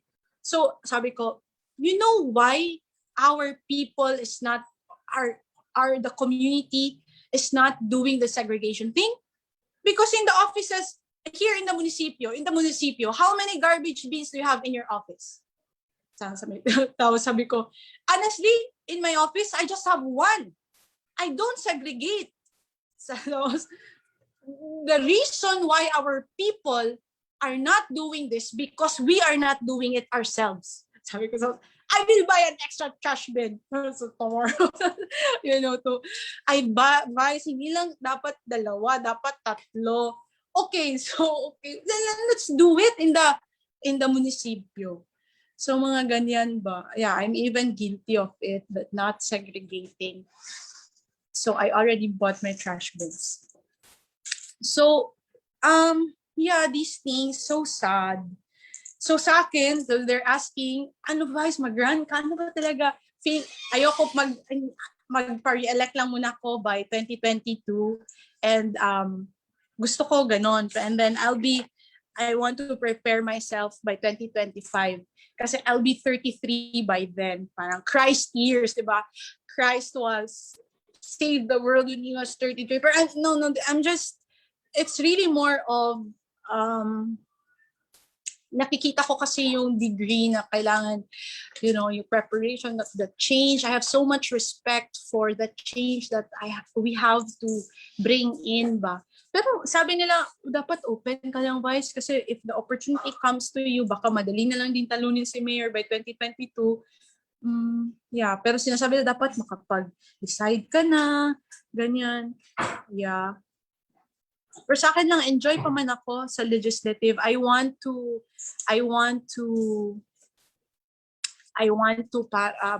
ibalik yung glory ng legislative department ba na hindi dapat hawak ng mayor yung mga konsehal. Gusto ko i-experience yon, to have a really, you know, discursive legislative body. So I haven't experienced that. As a presiding officer. So I wanted to experience that. And then maybe after, then we'll see as a local chief executive. Hopefully pohon. So inshallah. Yeah. Maybe I'll end there. Yeah. Thank you for that. Thank you. Opo. It's 11:34. So we're a bit short on time, but I think we can answer a couple questions if the participants have any. If you have a question, just raise your hand, and then once I call your attention, you can unmute and ask your question. Kung nahihiya po kayo, pwede niyo pong i-chat na lang po. Go ahead po, Ma'am Madet. Yes, Hi, Vice Mayor. I'm so glad you're here. It looks like also a blessing for you to be able to share what you're experiencing now, from a very idealistic student leader to a Waldorf teacher, a very gentle Waldorf teacher. You are now navigating the political jungle, and I can still see this. I can still see how you are. You remain. You keep the idealism, the gentleness, and the sweetness. Napaka-sweet mo pa rin, Vice Mayor, in spite of all the things that you're experiencing now. Really, no? Parang minsan you have to really make a choice what to do, how to not really survive, but how to win the change, sabi mo nga. And we support you. Ang dami nagsasabi, itong si Ken, taga Bukidnon, kagawad dyan. Kanina pa siya chat ng chat. Kaya alam niya yung dinadaanan mo. So sabi niya, mabuhay ka, saludo ako sa'yo, keep on. Sabi niya. So I think all of us here know what you're going through. We support you. And whatever decision you make, sana makatulong yung ASOG sa'yo to prepare for the future. They're here now. Baka they take care of young politicians. No, I think they have a program for that. And if ever, sana ma-engage ka nila. And all the things that you shared are very helpful, very candid. Sabi nga ni Ani, very, you know, anong tawag dito, from the heart. So we appreciate what you have shared. Teacher Maureen. Thank you. Teacher Mau. Teacher Mau. Thank you for this opportunity to share as well. It's really a blessing, refreshing. I hope to have more of this. May isang maraming concern din naglalagay sa chat if we should turn off the live stream, baka self-incriminating itong mga pinagsasabi mo dito, pero na-realize din nag-media ka naman daw pala eh. It's all out. So is there something that we should protect? Okay lang ba yun? Naka-live stream tayo, Vice Mayor? Or i-off na lang namin later para hindi magamit? Okay lang po. Okay lang kasi baka hindi naman makita nila ng mga audience ko dito. Okay. But hindi naman ako nag-mention ng name, hindi naman ako nag-mention. Tsaka alam naman nila na yun yung sentiment ko talaga. Yeah. It's out in the open. Even your family then. Yeah. And I'm happy also that your family is very supportive. The influence really of your family is very important. Yes. But we have a very different now because my parents are feeling ko the preparations they're doing is towards mayorship for 2022. Ako naman, I'm just really eyeing for legislative ba. Kasi iniisip ko yung gagastusin. Kaya ba nating tapatan yung pera ni mayor? Parang ganun, sorry. Or kung tatakbo. That was the rigor ba of winning the elections. Whereas we will remain as vice, we can have it, and then at the same time maybe give parang work towards from the legislative, and then at least hindi na rin aabusuhin ng executive kung meron tayong proper legislative composition. And then eventually, by 2025 yun. Tapos sabi nila, baka wala nang boboto sa'yo sa 2025. Kung tatakbo ka. Kasi sa akin naman, well, we'll see. Sabi nila, hindi naman we'll see lang yan, Mau. Well, for me, it has something to do with, feeling, yeah. I just know. Feeling ko lang, I just know. Opo. Vice Mayor Mao, I'm so happy to hear your story, and it's very engaging, and I'm so happy that there are those like you. I'm all for freedom of information, and if you need any help, if you need to reach out and then just let us know also. Of course, ikaw talaga yung magaling dyan sa komunidad niyo. You know, ano yung terrain. Can you hear me? You know the terrain, you know what's happening, so you make the best decision. Medyo mahina po yung boses. Hindi yata naririnig ng mama. Kaya ako lumapit. Opo. So, if you need any help, if you need any support, just let us know also. We're very keen on helping young politicians also getting ready for the battle ahead. It may not be next year, it could be the years ahead, but what's important, we surround ourselves with like-minded people. Yes.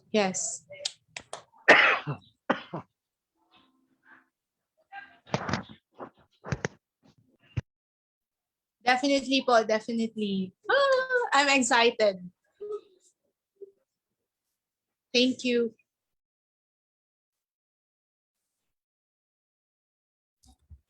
Sige po, does kuya, any- Narinig niyo ba ako? Yes po. Clearer now po.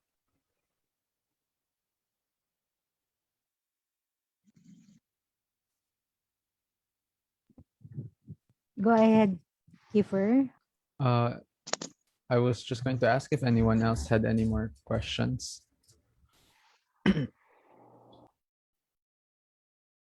If not po, I think we can go ahead to our synthesis.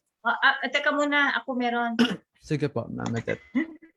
Kamusta, Mau, yung youth vote sa inyo? How did you get the youth involved and to support reform-minded politicians? Opo. So,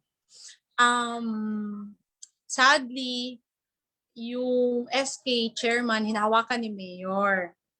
So, yun maka-organize sila na ganito. But then, okay naman kasi nagmo-Moro Youth Summit sila, tapos IP Youth Summit. Okay naman yun sa akin na parang in the guise of people empowerment. Pero yun lang, yung akin naman, I have also some youth natin na ang akin naman, beyond that, we have to, parang gusto kong mag-form ngayon ng group among them na maging watchdogs ba, na maging more critical how the public funds are being spent, for example ba. Kasi nga 'di ba, hawak naman ni Mayor yung mga summit, mga more ganito. So gusto niya talaga ma-divert yung attention towards being critical of the real happenings, 'di ba? So yun yung yun yung iniisip namin na we can form a group na who will, na parang siguro creatively we can do something like interview the department heads and then tapos magpa-social media tayo. Ito pala yung nangyayari sa munisipyo, ganyan. So maybe yeah, I might need some insights also, or maybe, paano natin i-train ito ng mga youth natin. Yeah.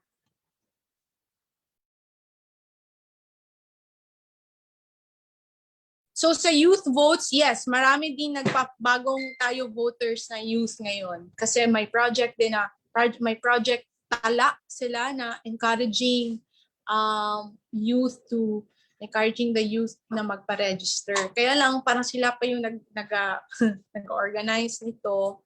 Kaya lang man, at least na ano din, pero yun lang yung danger doon ba na baka maging one-sided yung youth instead of protecting their independent thinking.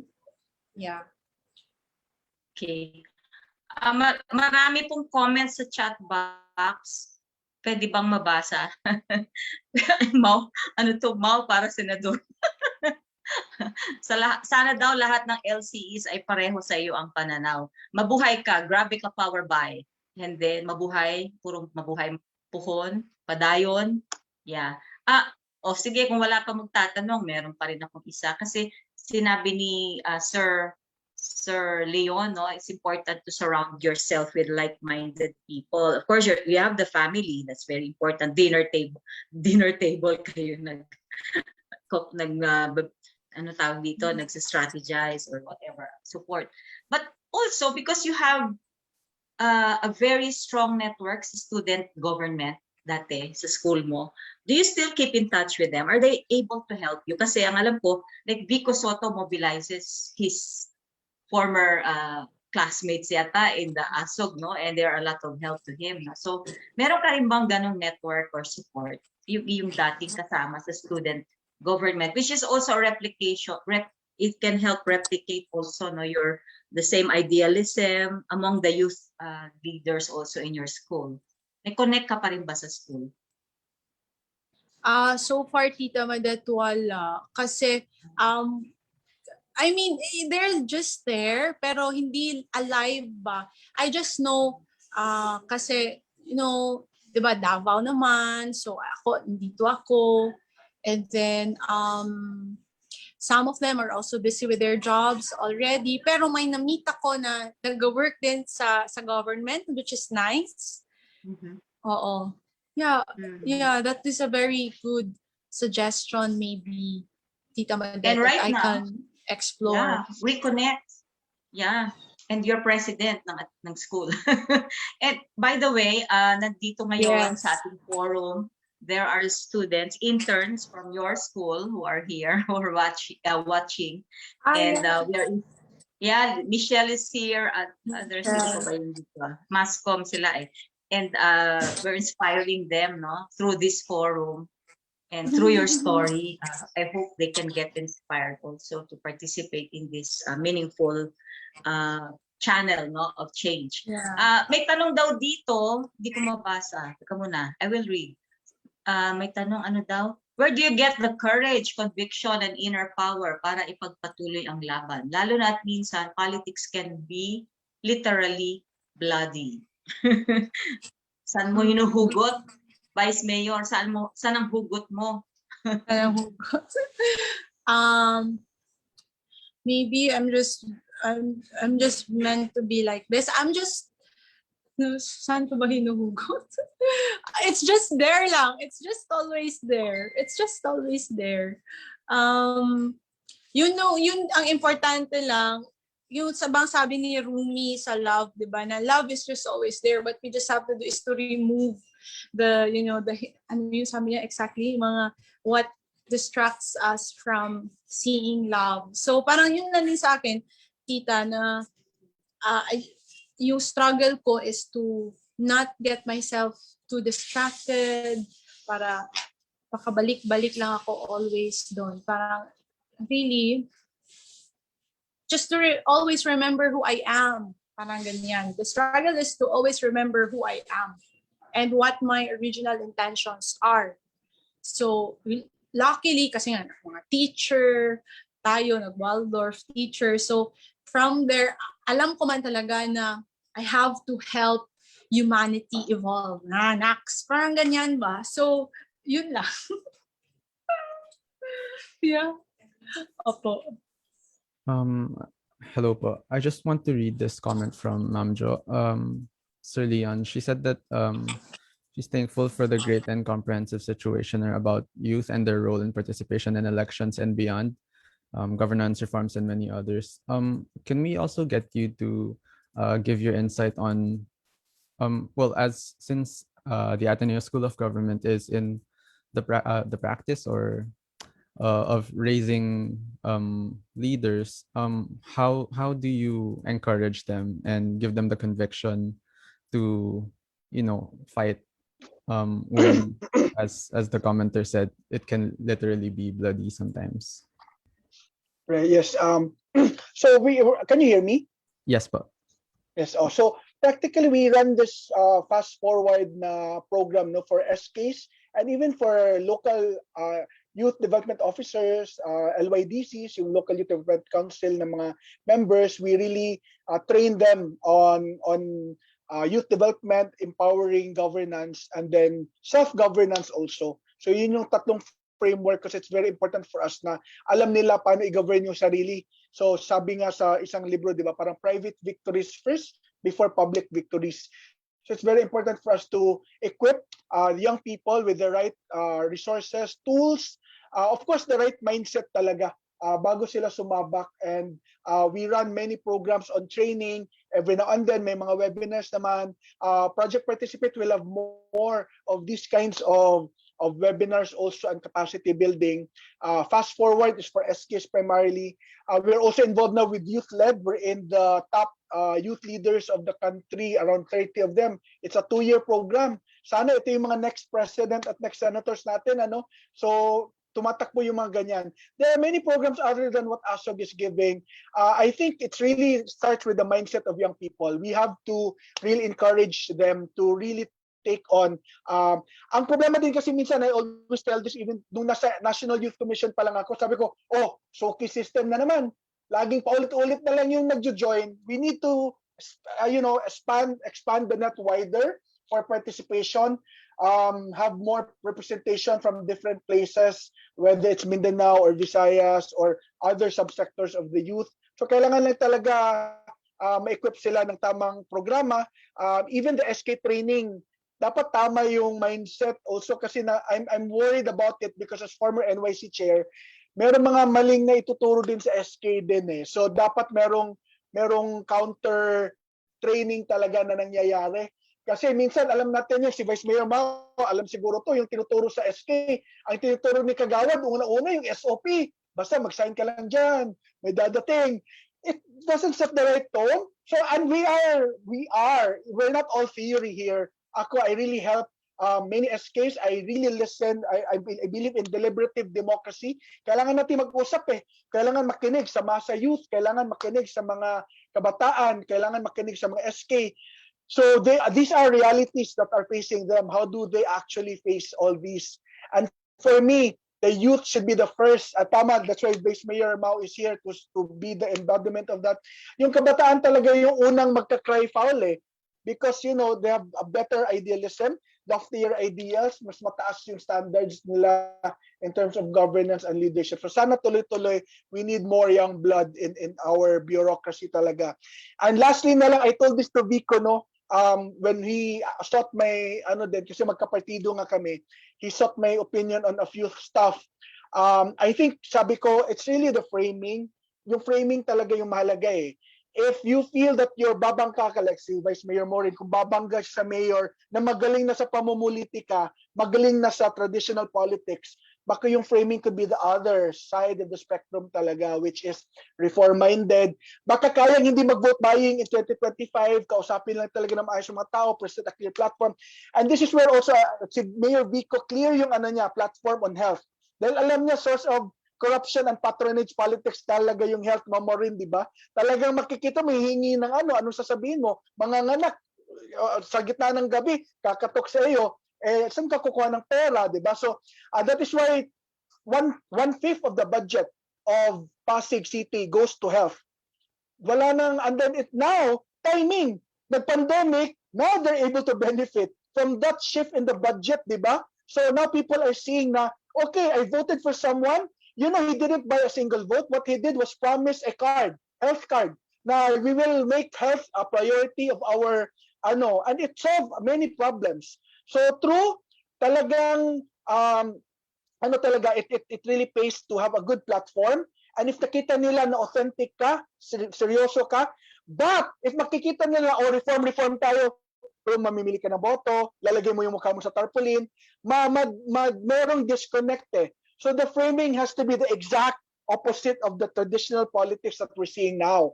And I've seen many successful examples of that. People I've talked to a certain degree, I've consulted with them libre, because I'm also a marketer, I'm with Baxilog, I do other stuff. Basahin ko lang direct na paano inganyo yung kabataan, magrehistro. To be honest, marami na, ang mga politicians, as the registration deadline nears, maghahakot yan. So, for me, that's okay. Kailangan makausap lang yung kabataan that they have to vote properly. Okay, kung hakutin sila, fine, but they have to be more discerning.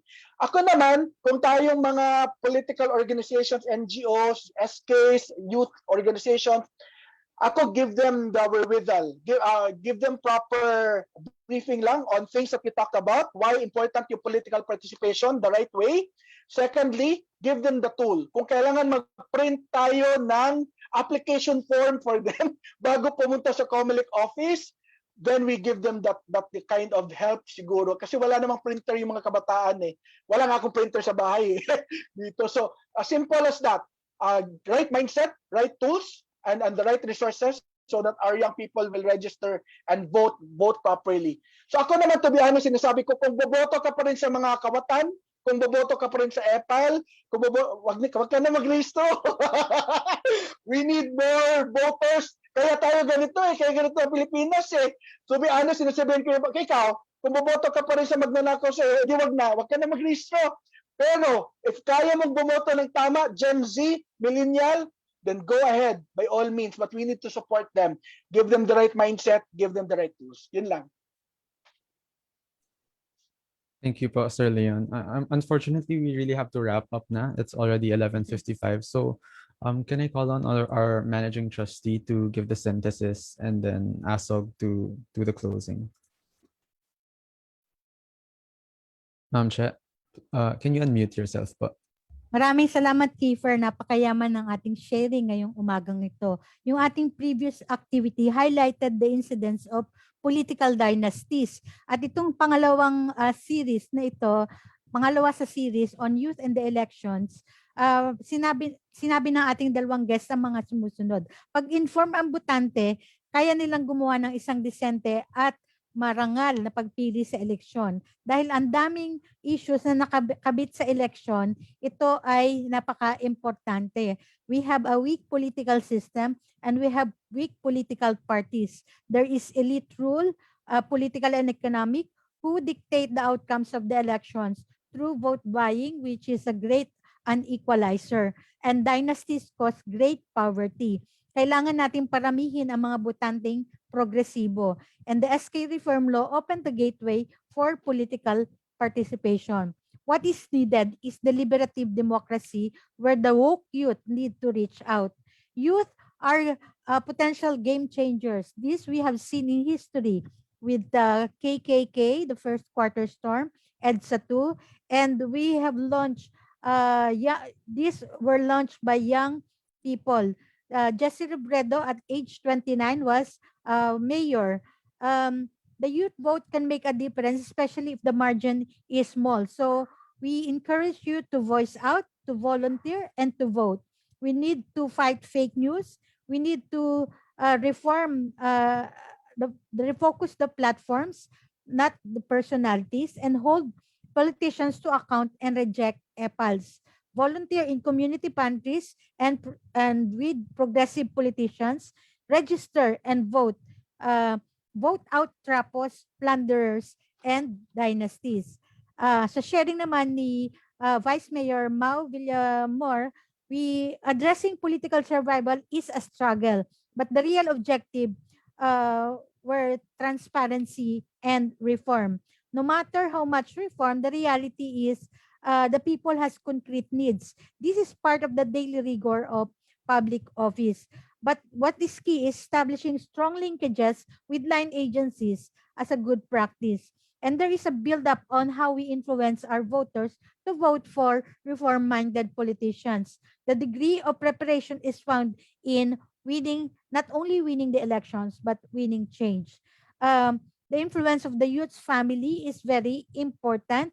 Youth can be creative on being big political watchdogs, and it is important to surround yourself with like-minded people. Reform starts from the mindset of young people. It's really the framing from traditional politics to being reform-minded and opponents of traditional politics. So, yun lang. Maraming salamat at magandang tanghali sa inyong lahat.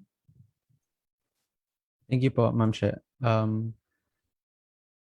Can I call on Sir Jazz Malondo from... Go ahead po.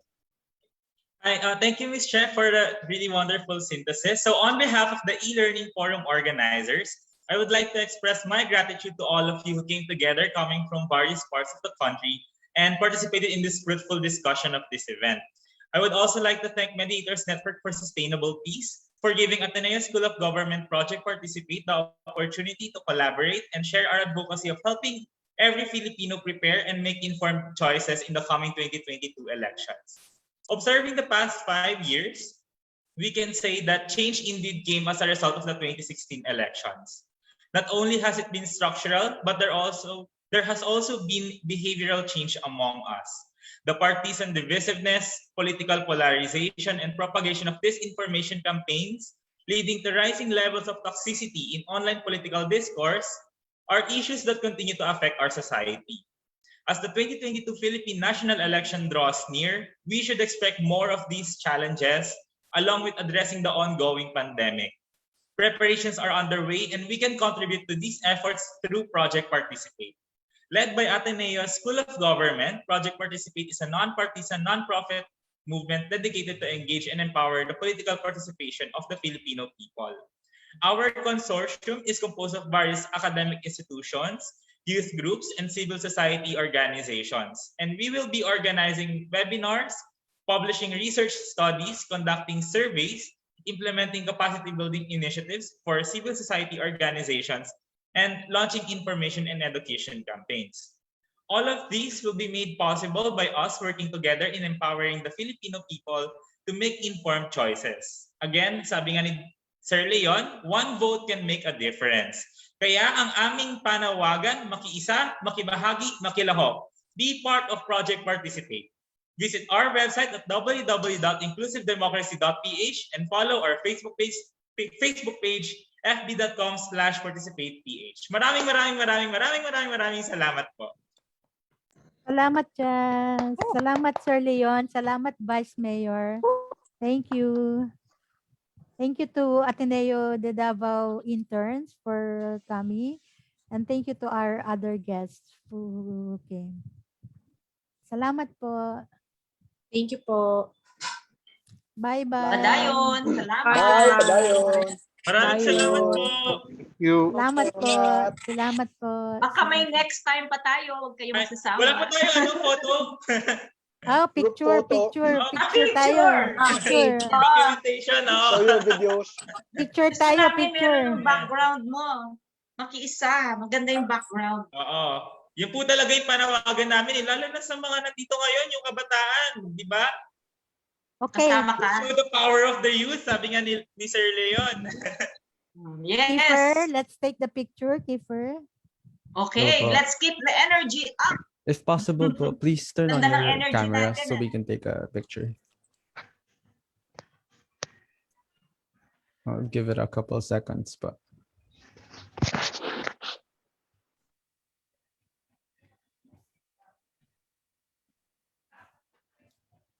sige pa. I'll take the picture na pa. 3, 2, 1.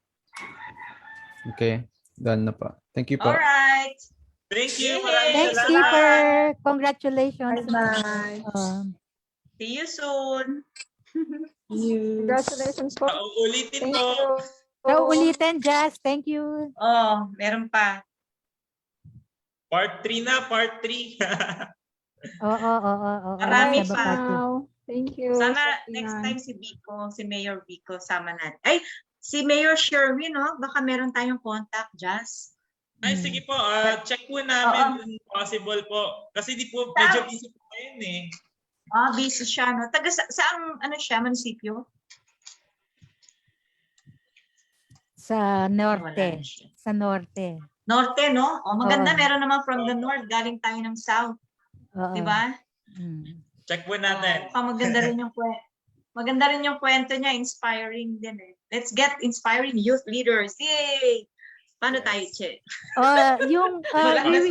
We'd like to Salamat invite po. everybody Sige po. to May 5. On May 5, 10 a.m. naman, isang susunod na forum on health and COVID-19. We will post more reminders and infographics Title. on the days to come. The title is still to be determined, but it's about COVID-19 and Okay. and how our health system is coping. Thank you. Good morning. Also, Ms. Che, plug ko na rin po pala kasi we would be reaching out to you kasi we would be having a unity statement for the calling ng Ligtas Halalan 2022. So we're going to call on the government para i-ensure na yung halalan natin ay ligtas, safe and fair sa susunod na, sa darating na election. Okay, makakaasa kayo dyan sa aming Salamat po. Sige po, Tama. paalam po. Paalam. Bye-bye.